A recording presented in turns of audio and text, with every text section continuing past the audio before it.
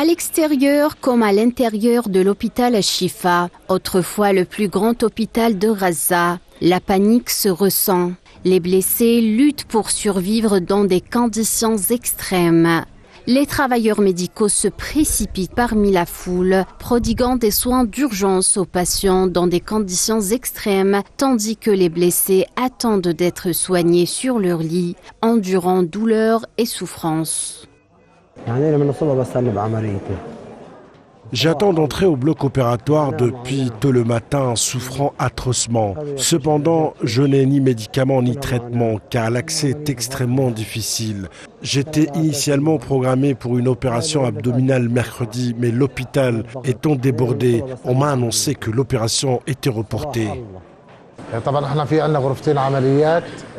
Actuellement, notre hôpital ne dispose que de 2 blocs opératoires. Nous travaillons 24 heures sur 24 en donnant la priorité aux patients les plus gravement blessés et en programmant continuellement des interventions chirurgicales.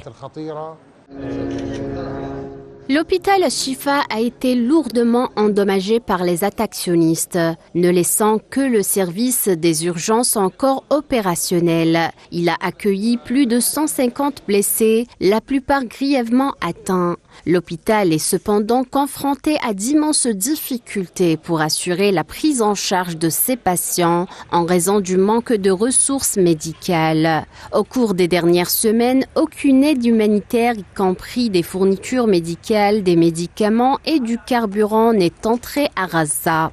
Sur les 53 ambulances du Croissant Rouge palestinien, seules 23 sont à peine opérationnelles, faute d'essence.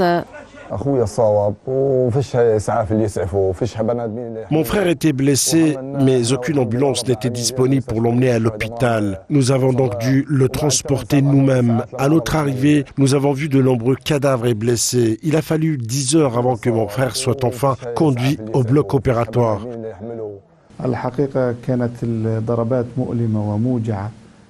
Les frappes sont extrêmement intenses et meurtrières, provoquant une crise majeure dans les hôpitaux du ministère palestinien de la Santé. L'afflux massif de victimes et de blessés a semé le chaos dans les hôpitaux. Ces établissements connaissent déjà une grave pénurie de médicaments et de fournitures médicales. Certaines des fournitures médicales les plus élémentaires, notamment les compresses de gaz stériles et les perfusions intraveineuses, sont gravement insuffisantes.